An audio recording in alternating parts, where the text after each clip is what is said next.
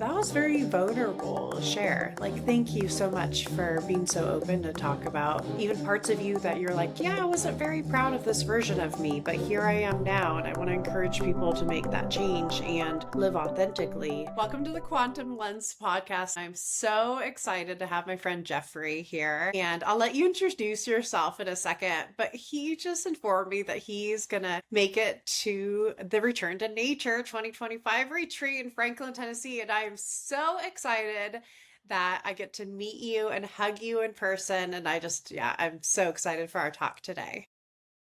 Yeah, I'm really looking forward to all of this, the talk, the retreat. As I told you before we hit record, I'm absolutely thrilled, not at all surprised, but thrilled. It's my wife that's really pushing it. I told her about it, and as I was telling you, unfortunately, she and my kids will still be in school that entire week here in New York.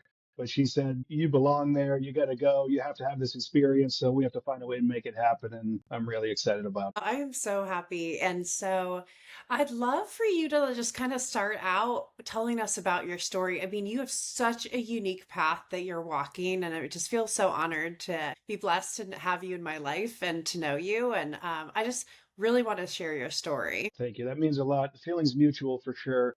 Um, yeah, I guess I'll start from really the part that connects us and then kind of backtrack a little bit. Back in June of last year, I was diagnosed with a tumor on my left kidney that the doctor told me is more likely than not to be cancer. I believe his diagnosis, the way he delivered it, is a part of this disempowerment paradigm that we're a part of because what he does, he works within allopathic medicine, and the way he's trained, he wants to remove the tumor.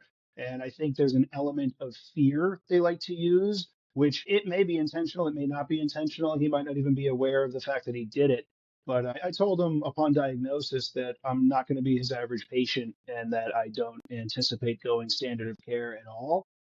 In fact, as he gave me the diagnosis, I felt a real tangible rush of energy through my body from my feet all the way up to my head. And it culminated in a smile. And I'm sure it came across a little crazy to him that the average person he gives a diagnosis like that to isn't smiling at him. But the reason I felt that, the reason I believe I felt that is I believe I was given a gift. I believe this diagnosis is my opportunity to show the world what the human body's capable of. And I know I'm not the only one. I know you've got your story as well. I know there's many of us. And sadly, in today's day and age, more and more of us being diagnosed with things like this. And I'm just a firm believer that the human body is capable of remarkable things. And so that's where I'm at now. That's kind of what I'm going through. But who am I? I'm a husband, I'm a father of three.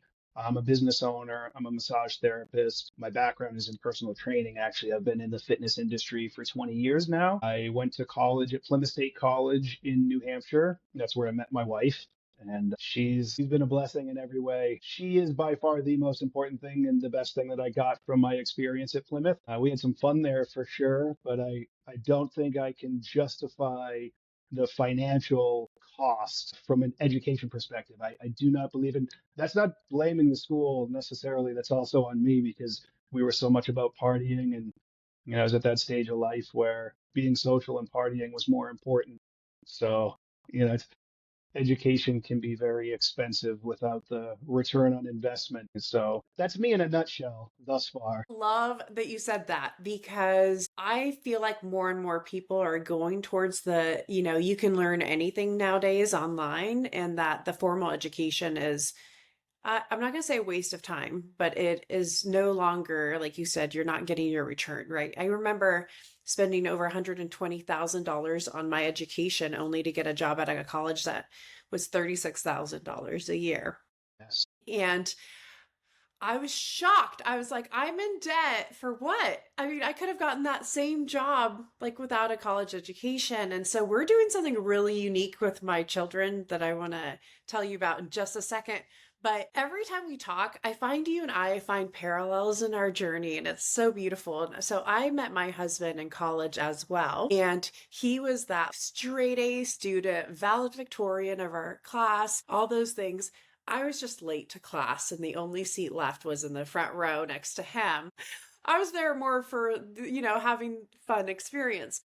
But It's just from the moment we met, I was like, I remember calling my mom and saying, like, I've met my soulmate. Like, this is the man I'm going to marry.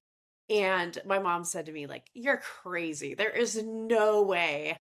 And yeah, here we are 23, 4 years later, whatever it is now. And Yeah. just, you know, the best thing that's ever happened to me. And my husband, too, is so supportive in my journey and everything that we've gone through together and really built our lives. And our children are a big part of that, right? I mean, our relationship comes first, but the children are an extension of the happiness that we get to flourish, how our relationship gets to flourish. But one of the biggest things that we did, and I think I've told you before, I homeschool my children. And we didn't want to subject our children to unnecessary stress, right? So we know that cortisol and stress and testing, whether it's bullying, the pressures of taking 7 classes and homework and all these things, like we just found that to be completely unnecessary and undue stress on our children. And so we wanted to curate an experience for them that was more curious about learning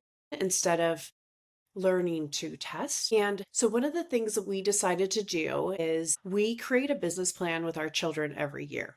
They're 9 and 11, but we work through them because we're both entrepreneurs. They're 9 and 11, and every year they come up with a business idea. And I host a whole neighborhood 1 day marketplace where people will develop their product and they get to come and sell, and the customers. So all the people in our community come out and they buy from all these children up to age 16, whatever products they develop to sell at this 1 day market. And we find it to be just such a cool opportunity for the kids to learn, like build self-confidence, learn business skills, learn sales skills, learn marketing skills. There's so many things that go into this. And then also like the self-esteem that they get to build after accomplishing such a cool big feat, that we've decided, like at the age of 16, 17, whenever they're ready, that they can build a business plan. And we will take that same exact money that we would have had to fork over for their college education. And we decided that for our children, we want them to experience the trial and errors of growing a business. And maybe it's super successful, and then they move out of the house, they're independent. We've done our job as parents. Maybe it doesn't, and then they learn a lot and then they know how to move forward from it. But we definitely decided we're not giving it to an institution, that we would rather bet money on our children than some institutionalized college or university. I love everything about that. I'll go back real quick. My wife and I, the end of this past year was 24 years together. So our timelines are parallel as well. That's another Amazing. amazing thing that we've got. I know, right? And I love Not that you surprised. guys are doing that with your kids. I know, right? I absolutely love that you're doing that with the kids. I've told my daughter, my oldest is 15, so she's a sophomore in high school. And of course, the pressures of thinking of what do you want to go to school for? What do you want to do for the rest of your life? Which what kid at 15 knows that? I know people that are in their 30s that have no clue what they want to do, but they do have the college debt. So I really want to empower my children to make the decisions that they want to make and put them in positions for that. But you nailed it. I've said that to her. I said, if you don't know what you want to do, I would rather you get a job out of high school than go to college and have all this debt. And if you think you do know what you want to do, but that doesn't necessitate a degree, why go to school and take on all this debt? I'd rather co-sign a small business loan out of high school and let you start a business. I absolutely love that. That what you're instilling in them too is creating a mentality of being the creator instead of the consumer. So Yes. much of our society is consumerism, and these kids, they learn at such a young age. And sadly, I know in my heart parents don't do this intentionally to their kids, but they they learned the wrong way as well. So it's, if you want something, well, just put it on credit, take out a loan. That's what college teaches you. Don't worry, you can pay it back later. And oh, college is wonderful. While you're in there, you borrow all this money, you can even live off of some of it, and you don't even have to pay it back until you're done with school. So don't worry about it. Of course, they'll do that because the banks are just going to keep collecting interest while you aren't paying. And it's just simple messages like that. I think in a very overlooked aspect of wellness, there's really, I try to really talk about the 8 dimensions of wellness, but the biggest one that jumps at me in many cases, at least in our society, is financial wellness or lack thereof. So Mm. many people are so deficient in their knowledge of just basic finances that you should not be borrowing money to buy something that's going to lose value, right? If you're going to borrow money, buy an asset, buy something that's going to pay you. And that's a very basic principle of Robert Kiyosaki's work that I wish I learned that when I was a teenager, but hey, learn it at some point and begin to implement it. Yeah, and I think what do they say? If you don't come from a healthy family, make sure that a healthy family comes from you, right? Yes. I definitely did not come from a healthy family in all aspects, whether it was actual health, financial health, emotional health, right? Like, so it's my job after having done so much work on myself and so much trauma work is to make sure that it stops with me, that I'm not passing that down to my children as well. And you just hit the nail on the head. I had no idea what to do with finances. Like, it wasn't until I met my husband, who is actually in finance, who was like, yo, you can't be taking out all these loans. You can't be living on credit cards. Like, we have a future we're building together, right? We got to pay this down and all this stuff. And I had never heard, like, as a child, like into my early adulthood, I've never heard of anybody who actually paid off their credit card every single month. And I met my husband and he was like, this is not a loan. Like, you have to pay, like, it's a tool for you to extend your money for another 30 days, but it's not a loan. Like, you got to pay that off every single month. And I was like, this is crazy, but those are concepts I never learned. Yeah. Yep.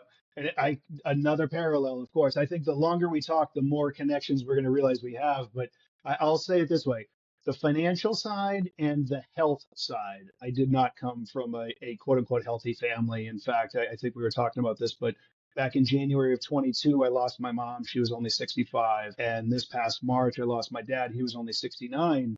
So they sadly were products of our sick care system. I don't like to call it healthcare, the allopathic model that, I mean, they were really good at going to the doctor and doing exactly what the doctor told them to do, but they smoked the majority of their lives. They weren't very active people. Somehow, some way, my dad was able to maintain muscle mass later into life that my brothers and I were blown away because he was a computer guy. He worked for digital, he made semiconductors, and somehow he'd still just grab the pull-up bar and bang out some pull-ups just because he had that athletic frame from his youth, but he didn't learn how to really take care of himself. But we were definitely blessed with love. We were spoiled with love. What we lacked in some areas, we certainly made up for in others. My brothers are two of my best friends. We stay very close, even aunts, uncles, cousins. My family is very close. So from that perspective, we were blessed. Yeah, financially, definitely did not learn it. My older brother and I have talked about this numerous times over the years that we both learned some pretty poor financial skills from dad, but we were both blessed with our wives they were able to level us out and lift us up a little bit. That helped a lot. I love that. First of all, I'm really sorry to hear about your parents. Thank you. So thank you for sharing that. You said, I think earlier, you had these like 8 pillars of health and that the finance piece was one of them. I'd love to hear what your Yeah. other pillars are. Yeah, the 8 dimensions of wellness. So it's not something I came up with on my own, and we'll see if on the spot I can recall them all. But we've got social, emotional, spiritual, financial, environmental, educational, occupational, and what else am I missing? Probably the most obvious, physical. Of course, the most obvious there. Being in the fitness industry, of course, physical. But that's good. That means I saved that to the last. That was the easiest one. But yeah, so it's a lot. I mean, I think from a wellness perspective, when we think of each of those 8 dimensions, at best, most people have one of them figured out. And then the rest they either aren't even aware of or they just try to overcompensate and put so much energy into one. But I really think it's important to maybe if we have one area that comes naturally. So for me, I would say that was the physical side of it. Over the years, I've really worked on each of them. And I think the emotional and spiritual are two that have really stepped up a lot. So, it means a lot to me that you express your feelings about me losing my folks. But it's really interesting. The spiritual side of it, well before even my mom passed, I had a deep spiritual connection with my parents, with my siblings. I remember doing a deep meditation that I had an astral projection experience. And when I came back, it was about an hour and a half. I remember literally feeling myself leave my body, and I felt myself bounding across clouds, going literally from here in New York to visiting each of them in New Hampshire and Massachusetts where they were, and literally being in the room with them in the moment. And I know for most people, this is so woo woo and so out there. So I understand the average person will hear this and be like, what are you talking about? But it was so real. I felt it. And I had such a sense that my spirit was with them in that moment. And it brought us that much closer. And I shared it with them. And that's something I've held myself to. Every time I have a deep meditation and I think of somebody or they come to me, I make it a point to reach out. And once in a while, I don't hear much back from somebody, but far more often than not, when I share with somebody that I just had a connection with them in a meditation, it prompts some really deep conversations. I had a great conversation with a friend, Jesse, that I hadn't seen in over 20 years, but I reached out and I told him I thought of him and he came to me. And we wound up on the phone for about a half an hour. And, it was interesting. The universe really conspires, it brings us together with the people that we need to be with. And little did I know, as I said, literally 20 years we hadn't spoken, and come to find out he needed somebody.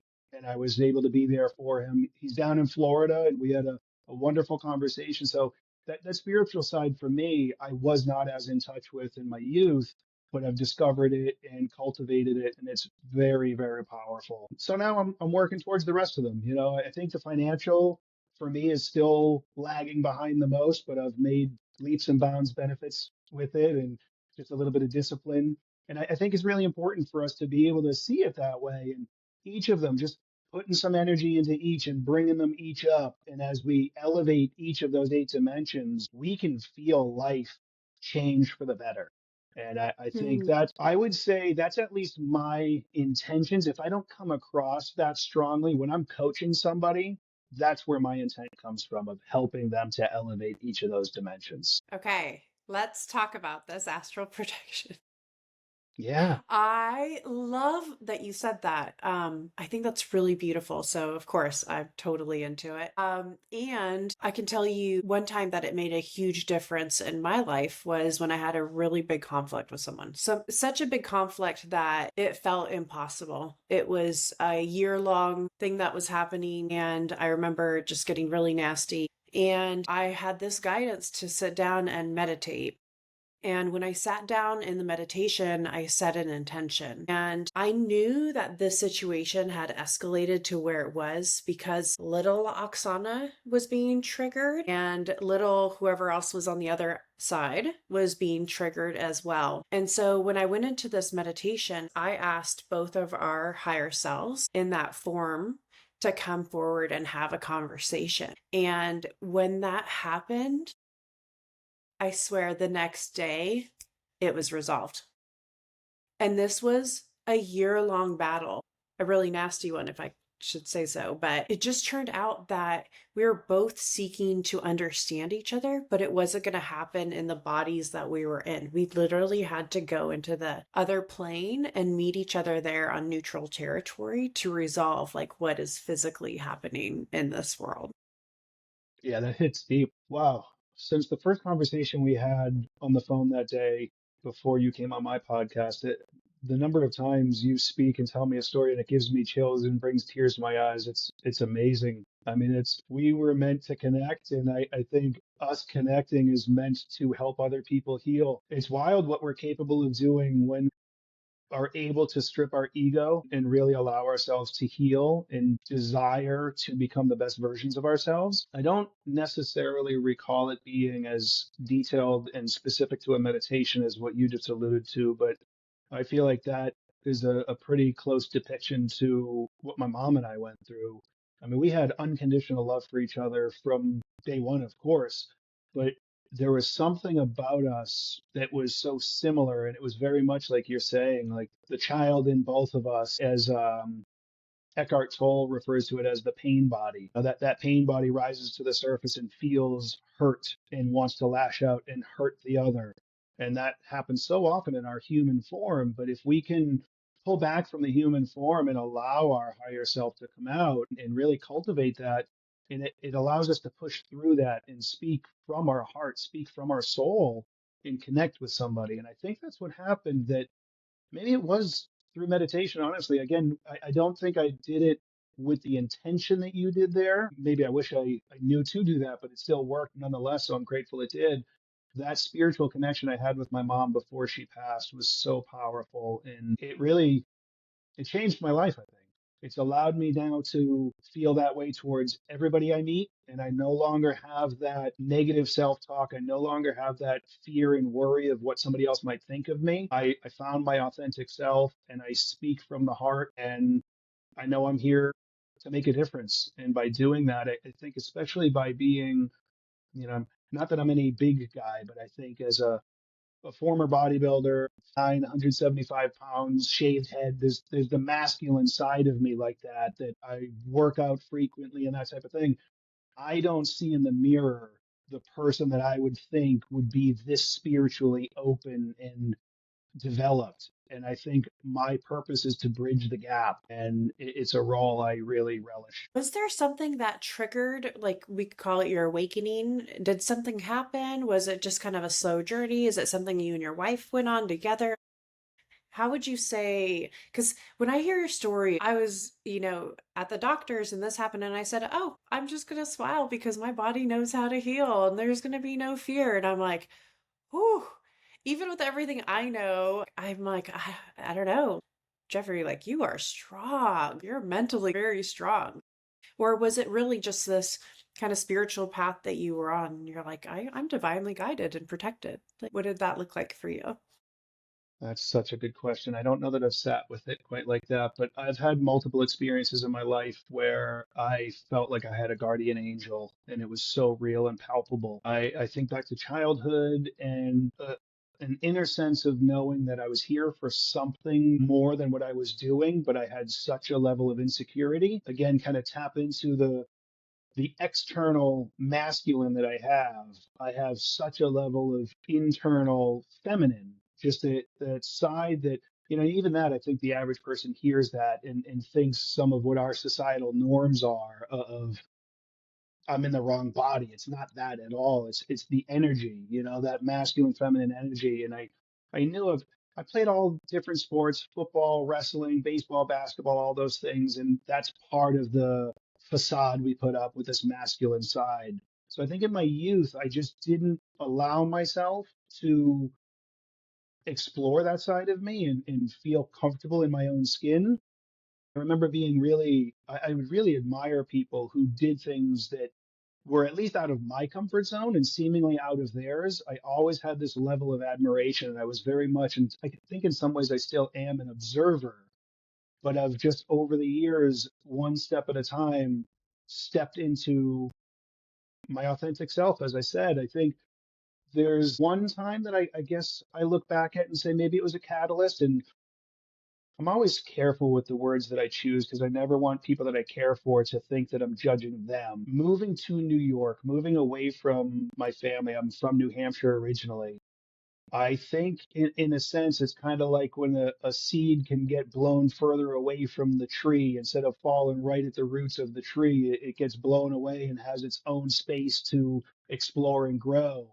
When I moved away, it kind of forced some growth too because there was a lot of pressure and it was a complete unknown. I simply moved away because I knew my future was with, my wife now. She was my girlfriend at the time. We needed to be together to be happy and we would make things work and figure it out. And it wasn't instantaneous, that's for sure, because there's a part of me I look back and I'm grateful she put up with me for as long as she did.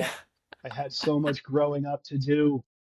You know, there's a we're told that we're adults at 18. And I remember one story at 18 that I felt like I was. I came back from college and my mom and my little brother were having an argument. And here I was coming to save the day. And I kind of sat them down as the mediator. And it was like, all right, cool. Look at what I did. I'm an adult. I'm so grown up now. My Lord, from 18 on, I made so many stupid decisions. I clearly was not an adult. It wasn't until we know the way the body develops, the mind develops, that prefrontal cortex does not fully develop until between 25 and 30. And I'd say I needed every bit of that 30 years to get mine to fully develop and truly become an adult and grow up. And I'm still growing. So yeah, it's been a slow process. I'm still working on it. I think more specific to your point about how I responded to my diagnosis, I've been in the fitness industry for over 20 years now, as I said, and I really have a deep curiosity. I've always had a little bit of an aversion to authority. I'm a questioner by nature. We talked about that on my podcast. As I learn something, as somebody tells me something, I don't just accept it. I have to ask questions. So that led me down the path of watching a lot of documentaries and pushing back on allopathic medicine, this sick care paradigm, as I alluded to. Something just doesn't feel right to me. And again, watching my parents as I grew up, we had a medicine cabinet in the house. You know, you had sniffles, there was a pill for that. You didn't feel well, there was a pill for that. But as much as mom was a phenomenal cook, she would cook every meal every night. We rarely ate out, but we still had a lot of processed food in the house. We had a lot of soda in the house. You know, the more I learned about the quantum, there was definitely the light environment wasn't ideal, all those different things that played a role. But I just didn't feel we were being told the full truth when it came to health. So the more I learned about people that were being, diagnosed with cancers and healing through this spontaneous remission we hear about. And even I think the biggest is when an oncologist themselves opts not to go through standard of care when they themselves are diagnosed. That just had so many red lights off for me. I said, wait, what's going on here?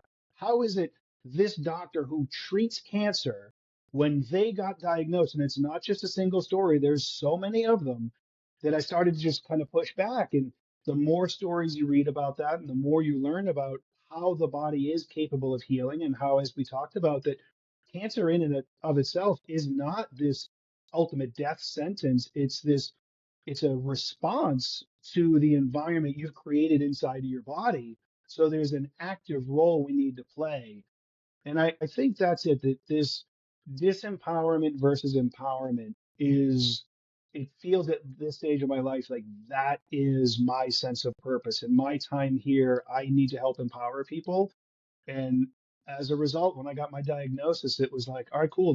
This is my time. This is my gift. This is the opportunity. Don't shy away now. Don't get scared now. All the meditation is really brought my energetic sense, my frequency higher into this space of gratitude and love and joy. And I've believed these things for so long, but I hadn't truly been tested. I've been practicing for years now, my meditation, my individual conversations with people, and just saying, okay, here's another opportunity.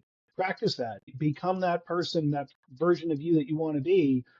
And I'm here now. And I think that that diagnosis is my ultimate gift. Wow, that's so beautiful. I can't even imagine what that conversation went like with your wife. Yeah, we've had a lot of conversations over the years about different things, but specifically to her response with the diagnosis, she's observed the change in me over the years. She sees that this isn't just talk. It's certainly not a level of fear. She sees that, all right, this is what you do. This is what you talk about. This is the life you lead. Yeah, I told you on my podcast as well, I am now just over 2 years alcohol free, which, and I hesitate slightly to tell this part because I don't want it to sound like I'm bragging in any way or giving somebody else permission to do this, but I got drunk the first time at 12 years old. And it just blows my mind. It wasn't that it continued from that point, and it was years until it happened again. But just to think, I mean, my oldest, as I said, is 15. My middle is my son's 12. I cannot fathom him being drunk, or even my daughter for that matter. And yet that was my path. Those were the choices that I made. I don't look back and think like I was never in a situation that the law got involved and drinking was a problem, no DUIs, no horrific things that came of it. And that's a blessing and a curse. If you don't get in trouble, you tell yourself, well, I don't have a problem. But as I look back, the number of times that Michelle and I would have gotten into an argument that led to something just nasty being said, and blackout drunk and saying things that I had no recollection of the next day. And she'd wake up and look at me you like worried, like, is it the guy I love, or is it that jerk I fell asleep next to last night that's waking up next to me? And the number of times I allowed that to happen before I finally said, "Hey, I don't think I need this anymore," is embarrassing, to be totally honest. But that type of a commitment of making those choices, recognizing that, hey, there's no reason to justify continuing to drink when one time is enough. If it's causing you harm, we know it's a toxin. We've got all sorts of different people out there talking about why red wine can be good and certain spirits can have some benefits, but the fact is, whatever benefit you might be getting from red wine or a spirit, you could get that 10 to 100-fold from something better without the downfall of the pure poison that alcohol is. So that decision has really proven to be one of the biggest in my life and in turning me around. And I think because of decisions like that happening years before my diagnosis, I now have this sense, I believe I shared this with you already as well, but that diagnosis is not mine. The diagnosis Mm, is for a previous version of me who has already died. He doesn't exist anymore. The version of me here now is the one that's creating the environment internally that tumors and cancers and the like can't exist. So that's my message that I really want people to get is don't wait for a diagnosis to then have a level of fear to hopefully motivate you. Make those choices now. You know in your heart the things that you're doing right now that aren't serving you. Start to make the changes one by one now so that if and when, let's pray you don't get it, but if and when you do, you already know you're a different person and you can stay on your. wow. That was very vulnerable share. Like, thank you so much for being so open to talk about even parts of you that you're like, yeah, I wasn't very proud of this version of me, but here I am now. And I want to encourage people to make that change and live authentically. And I think what my brain kind of went to was, those that nurse that did kind of in life care that wrote a book of the seven regrets of the dying. One I of don't know. the regrets was wishing that you had lived a life more authentic to yourself. My husband and I, we live with intention. Like, so every year we sit down and we're like, what are we going to work on this year? What are we going to do together? Right. And so naturally, all these conversations about where we focusing our time, energy, money, all these conversations happen. And what I think is so beautiful, and I'll share this, but he said to me, he goes, "Man, I wish I was living this authentically years ago. I don't know what took me so long." But I feel we're finally at this age focusing on us and our growth, and we're not comparing ourselves to other people. We're not trying to be like anybody else. We're just really, really focused on ourselves and our own personal growth and being better than we were, right? There were years very similar to the story that you're talking about. And now we're like, alcohol just doesn't serve us at all. It's lost any meaning in my life. I really don't even need it. I could, years and years of trying to kind of forget about the trauma that I had experienced from childhood, right? And trying to drown all those memories away. And it wasn't really until I was brave enough to just look at the trauma and work through it that all of a sudden I was like, I don't need to cover anything up. Like, all of a sudden now I'm like, alcohol doesn't serve me anymore. And we know it's a toxin. So anybody who says that there's any benefit to any alcohol, you guys, that's just not true, Yeah, it's right? 100% right. You know, my mind goes a couple of different directions with that, but where I'll start, I guess, is you mentioned a couple of words there that triggered this thought. I have four kind of principles that I allow to guide me, and I think they've all come out through my meditative practice as well. But it starts out with authenticity. You really have to find your authentic self and live in that. Then there's humility. Remain humble, be authentic, be humble, then be vulnerable. So vulnerability and just be who you are, share it. There's experiences that we all have that and when we look back on it, yeah, I'm not proud of it, but I'm proud that I don't choose to do that any longer. I'm proud that that's no longer who I am.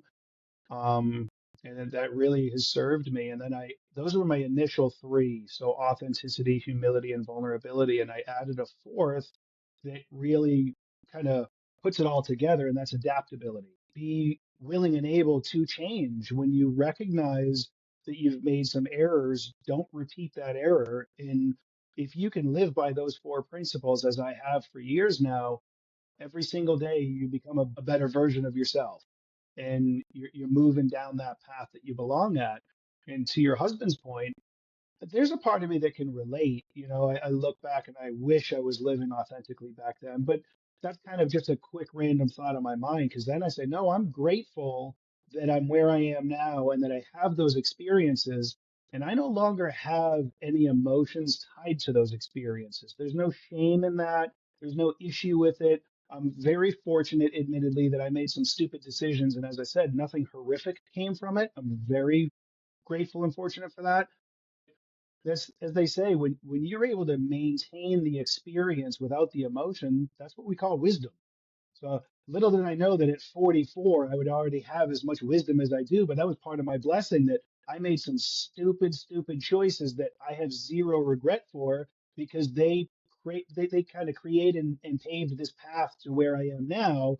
And now this next step is going to be with this clarity, with this wisdom. And I'm really excited for whatever the next stage is. I don't know what it is, but I'm here for it. And I think that's why I'm so comfortable just being my authentic self and sharing my story, because as I say often, if there's one person I can help by sharing my story, it's worth it. But I have a sense deep down that there's an awful lot more that will be healed and helped through this.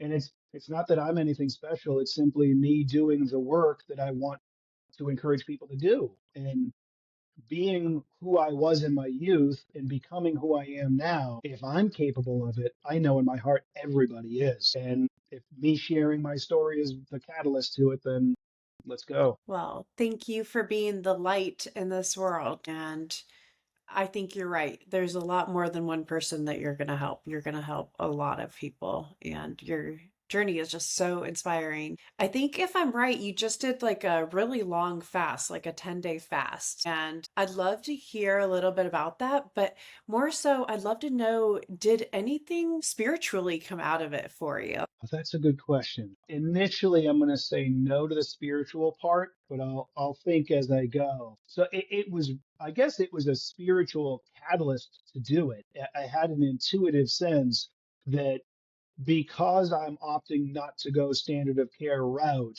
that longer and longer fasts are going to play a vital role in my healing journey. The 10-day was kind of a gut feeling and some thought put into it. The longest I had done up until then, and I've incorporated intermittent fasting or time restricted feeding for years now, probably close to 10 years.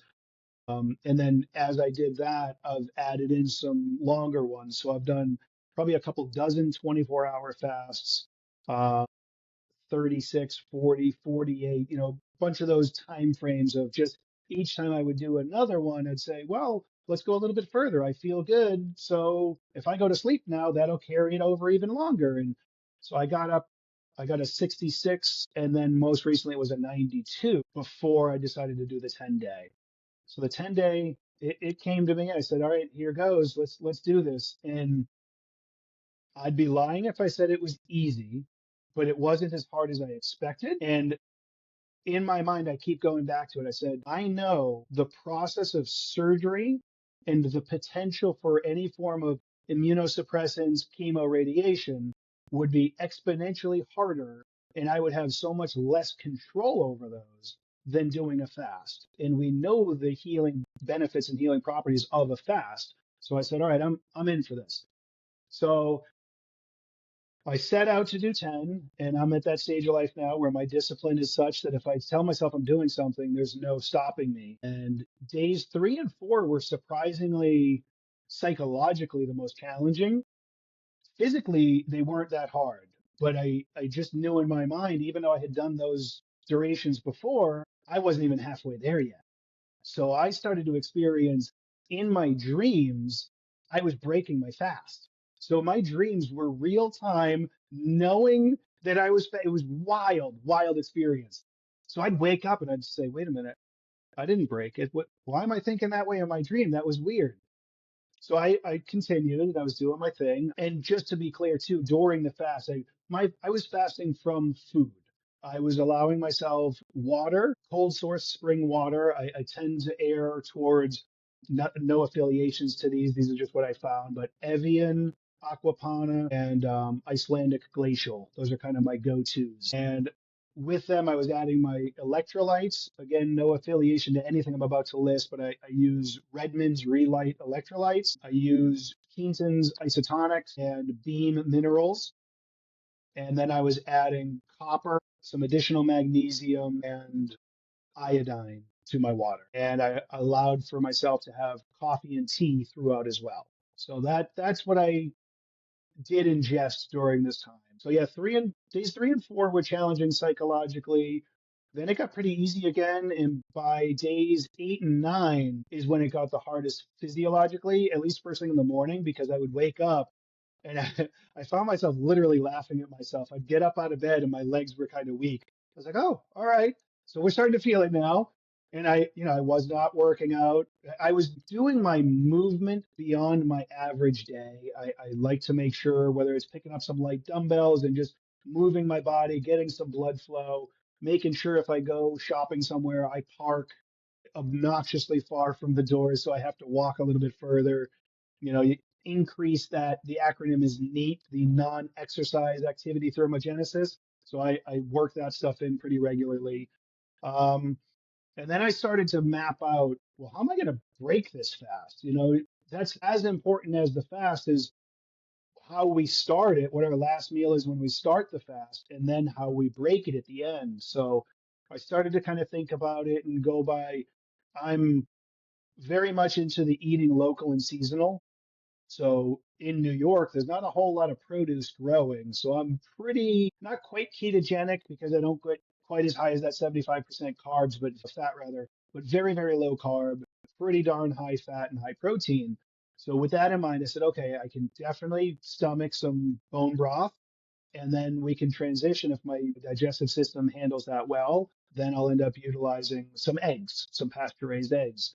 So outside of the initial intuitive sense to do the fast, the breaking of it is where I dare say it got pretty spiritual. It was truly euphoric. I warmed up that bone broth and I sipped on it like tea, and I could feel it just course through my entire body. I could feel it nourishing me and warming me up. And my Lord, that sense of delayed gratification of going 10 days without consuming it and then getting those calories in there, the bone broth alone was incredible. And then I waited a little while, but I cooked the eggs before I was ready to eat them because I said I don't, if I'm ready for them, I don't want to then have to cook them. I want them there ready for me. Had to be strategic, right? So that first bite, I had 6 eggs with some sauerkraut and some organic Parmesan cheese on top. And normally I can inhale 6 eggs like it's nothing. But the first bite was a yolk. And I really took my time and I felt that just nourish my body as well. And yeah, I can't overstress the term that kept coming to mind was euphoric. It was so powerful. And interestingly, quick sidebar on the whole journey, I think the part that was surprising to me on some level, maybe from the perspective of thinking about it through the lens of other people, through day 7 into day 8, I was still having bowel movements, which I think the average Wow. person would say, well, wait a minute. Exactly, right? So there's a couple of different factors at play there, I believe. The one is that we know every 3 days our entire digestive system sloughs off. So that's going to be a part of the process. And then just the whole process of, the primary driver behind me deciding to do this is giving my body the stimulus to cleanse. So we know the process of mitophagy, the process of autophagy, the process of apoptosis. In apoptosis, especially, I leverage as much natural light as I can during the day to make sure I'm creating my melatonin in my gut during the day. Then I leverage the darkness at night to create the melatonin in my pineal gland. The melatonin we make in our gut during the day is really what gets us to stay asleep, and that stimulates that apoptosis. So that whole process, whatever damaged cells were in my body, the tumor included, I know my body was able to do its best of clearing things out. So that's part of what's coming out as well in that process through those bowel movements. But I would say, even knowing all of that, I was still pretty surprised that through 7 into day 8, it was still quite regular. by 9 and 10, there really wasn't much left. You know, maybe TMI, but I think a lot of people are curious about that. That's pretty crazy to think about. Are you are you normally eating like carnivore and like some veggies here and there, or are you doing mostly meat and veggies? I would say for this time of year, yeah, it's pretty consistent to be kind of carnivore-esque. Again, with that local and seasonal, but as soon as the spring hits, we have our garden. I try to keep it all local and seasonal, and I love pretty much all forms of produce. And I think this journey for me, it's really starting to put some puzzle pieces together. And I really hope this helps to shift the paradigm more. This whole conversation going from the extremes of vegan to carnivore or paleo or keto and everything in between. So, wait a minute, there's, depending on where you live, there's arguably a case for each of them at certain times of the year. But to eat any one of them year round seems a little, you're missing the boat. And then, so where you currently live plays a role there, where your ancestors are from plays a massive role there, and just how your body responds to it. So I think the fasting for me has been a great experience. I love this concept of taking semantic knowledge, whether I've read it somewhere or heard it somewhere, but then applying it and having my own experience with it and marrying those two. Being able to have a good blend of semantic and experiential knowledge really makes it, I guess I'll say, real. You know, there's to read it and tell people it like you're the expert. Well, maybe not, but to just live it, you might be missing some of the nuance if you haven't read it or studied it yourself. But blending them together is really, it's clicked for me in many ways. And some of the names that we hear out there, uh, many of the doctors, Dr. Paul Saladino is one that comes to mind. I think I've really appreciated his personal journey, that he's gone through some pretty extreme approaches himself, but he does his blood work, he checks and sees where he's at, and he makes adjustments as he goes. So he had done full blown carnivore, he had done keto, I think he had done paleo, and now he has more of what he calls animal based. So, and I believe he lives in Costa Rica right now. So a lot of what he is eating is local to him there, and that part makes a lot of sense to me. But I think some of the people that follow him feel like no matter where they live, they have to do what he's doing. And I don't know if that's so much the way they receive his message or it is in his messaging. But I think for me, this journey for me has just given me a little more clarity, and I want to help people kind of parse through all that and encourage them to take inventory, if you will, of what is growing by you within the season you're eating in, and make your plan, which is vital. You got to plan what you're eating, or else you're just at the mercy of what's, nearby, and you're going to make some bad decisions that way. So plan, but make your plan based on what's growing locally. Fruits that are growing in Costa Rica because it's hot and it has lots of light, and you're in New York City and you eat a pineapple, it is such a circadian mismatch. You are literally telling your body that you have fruits available when there might be snow outside, and that's just not the case. And it creates disruption with your light body. It's mismatched. The energy of the light is actually mismatched. So, again, right, is available year round. But then during spring, we get vegetables. During summer, you get fruit. And so eating seasonally and eating with the light environment of the environment that you're in, that's ultimately going to give your body the signals that it needs to have good and correct circadian rhythm as well. Yeah. Yep. And that just makes sense to me. Like, again, hearing that made sense to me, but now living it and practicing it, it was actually a year ago was the first time that just on a whim, I said, well, I've heard a lot about carnivore. Let's try it. Let's see. And I felt incredible. January in New York, that makes a lot of sense. Perfect. There's not a Yep. whole lot growing, and it really served me quite well. And I just think that's such an important part of this whole process, is especially for anybody out there that's pretending to be or touting to be an expert in something, you better really have expertise that you can take into consideration when you deliver the information. Somebody that is across the world from you receives the information the way they need to receive it, and doesn't receive it as though, oh, whoa, what Jeff's doing is working for him. I have to do what Jeff's doing. No, no, no. We have to find what is it that you need? What are your shortcomings? Where are you? What are your goals? And again, where are your ancestors from? Where are you living? And let's take all of that into consideration. And I often pull from Dr. Alexis Cowan's work too. She's got her health pyramid. So coming from the fitness industry, anytime people talk about getting in shape, they talk about it's some combination of diet and exercise. And usually it's the inverse. It's exercise first. They feel like I got to get to the gym. January's here, New Year's resolutions, get to the gym, work out twice a day, hours on end. But that's the peak of that health pyramid she has. If you don't start at the base of that with that light water magnetism of the quantum and really get your body healing at a cellular level from the inside out through nature, then you're throwing off the rest of the pyramid. And she really simplified it. I love it. It's just four kind of tiers, if you will. So that base of it is the light water magnetism. Then you have your sleep, then you have your nutrition, and then you have your exercise. And when you break each of those down and really begin to understand them, they feed that base feeds into the next one. So if light water magnetism is where it needs to be, now you sleep significantly better. You're in sync with that circadian rhythm. You're waking up without an alarm clock, as I have now, thankfully, for years. And Yes. then that allows you to make better nutritional choices.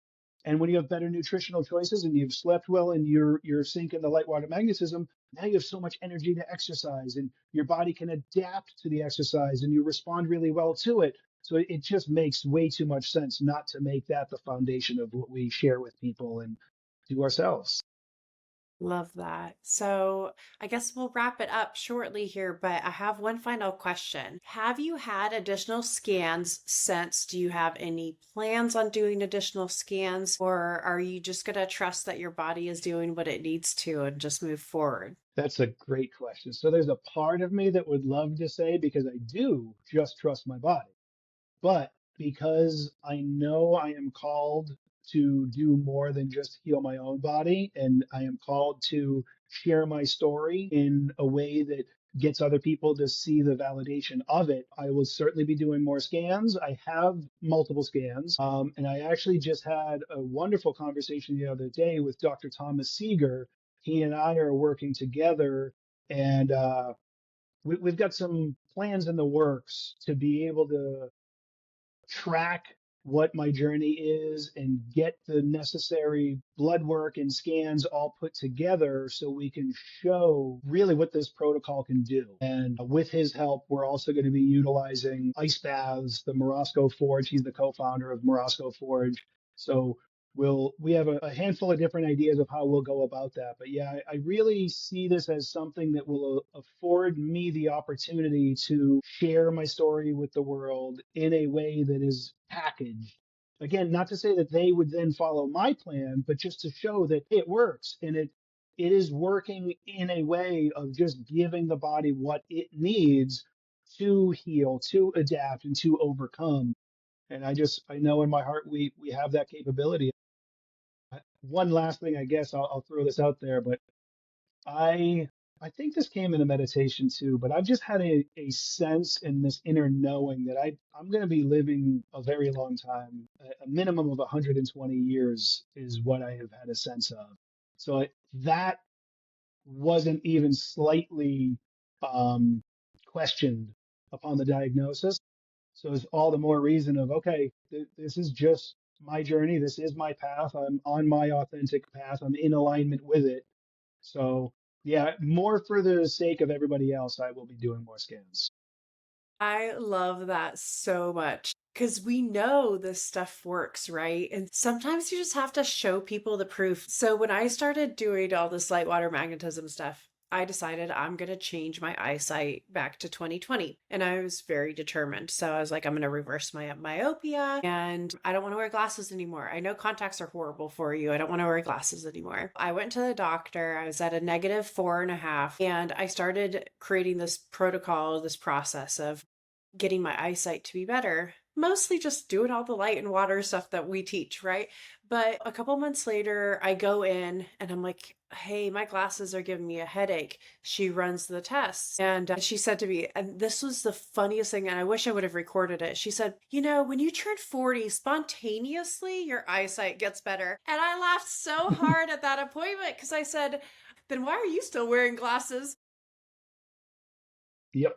And so I'm Amazing. happy to say now, a year and a half later, and I keep going into the appointments and I keep making her write me a script for lower prescriptions to prove to people that this is possible. I'm now at -2.5 and still getting better. That's And awesome. this stuff works. It just works. But you know what?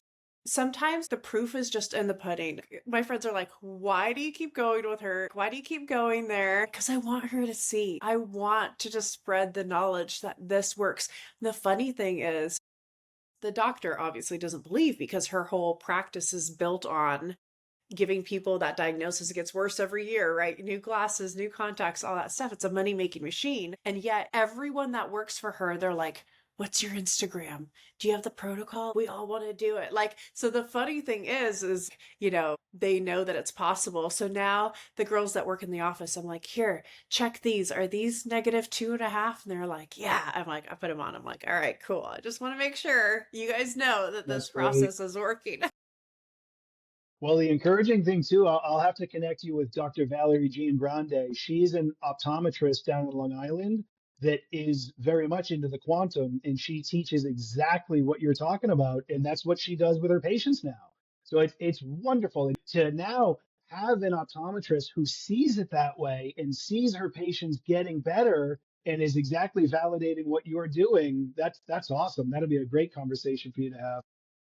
And it's like, I want you to worry about the health of my eye. That's what I want you to focus on when you do the scans and the checks and all that. Because I know that the eyesight is completely reversible, right? So, but again, I think it's just over time, we're going to get more and more people on our side as they see that this stuff is really making a difference. But Jeffrey, I am so grateful for the opportunity to have this conversation with you today. Thank you so much for your openness, your vulnerability, showing up as your authentic self. And thank you for sharing your story with us. I really appreciate it. It's really my pleasure. Thanks for bringing me on.